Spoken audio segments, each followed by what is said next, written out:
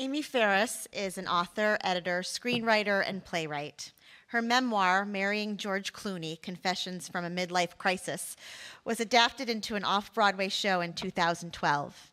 She has contributed to numerous anthologies. She has written everything from young adult novels to films, Funny Valentines and Mr. Wonderful, to television series.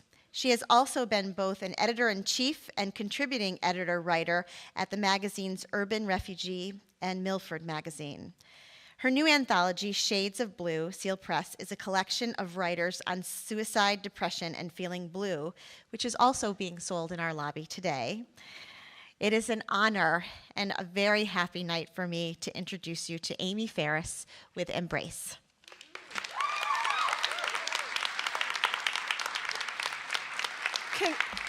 Can we just give it up for Logan? Because I don't think anybody is as brave as this woman.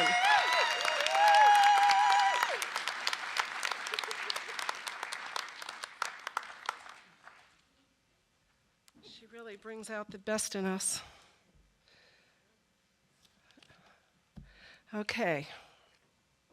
This is for Heather. I have one foot out the door. I can hear my heart racing, my hands shaking. I can feel them shaking. I am filled with fear and doubt and worry and guilt. And let me tell you right up front, half of this shit, half of it is not even mine. I inherited it. It came with the crib and the bassinet. In the crib and the bassinet.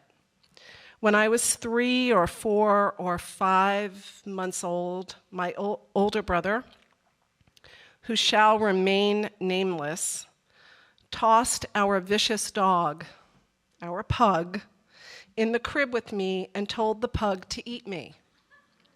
From the moment I was born, he, the older boy of 10 years, he who shall remain nameless, wanted me to disappear, to vanish, to no longer exist. He wanted the dog to eat me, chew on me, leave bones, bits and pieces. My mother often told this story as if she were a comic in the Catskills. And then he threw the dog in the crib, eat her, and she would choke on her laughter while I would choke back the tears. Why, I asked one day while we were driving to Bloomingdale's, why do you tell that story? It's such an awful story. Oh, Amy, it turned out all right, you lived. Embrace, a very small, big word. It can be a verb, to hold, a sign of affection, or a noun, an act of holding someone closely in one's arms. An act of accepting and supporting something enthusiastically.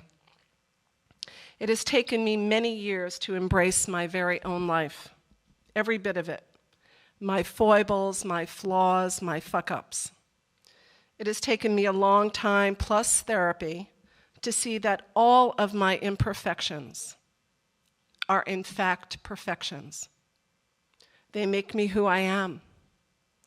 My failings, my falling down, my insecurities, my ups and downs, my sideways, my sadness, my depression, my unbearable days that keep me under the covers, my deepest worries and my deepest fears.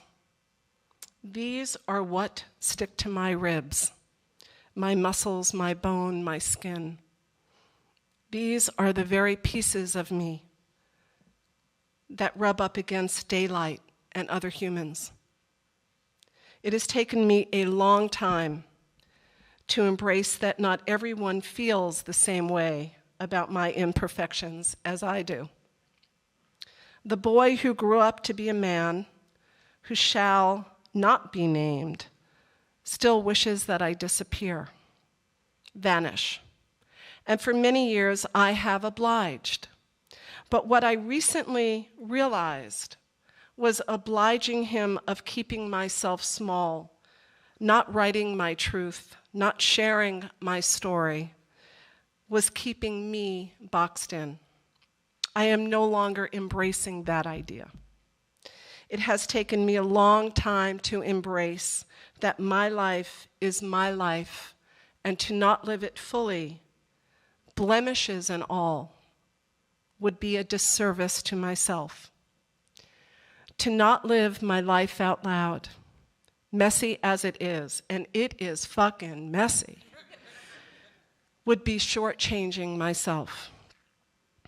Embracing our lives is why we are on this earth.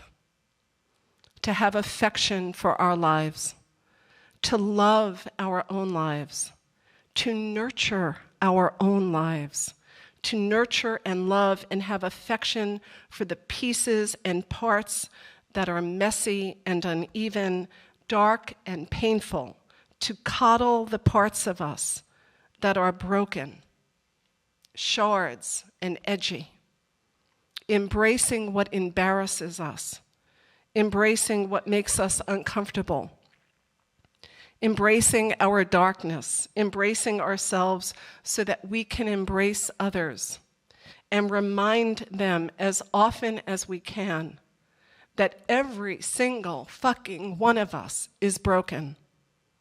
We are pieces and shards and mosaics. I have one foot out the door almost every single week. My heart racing and palpitations and fear and worry and oh my fucking God, I say fuck a lot.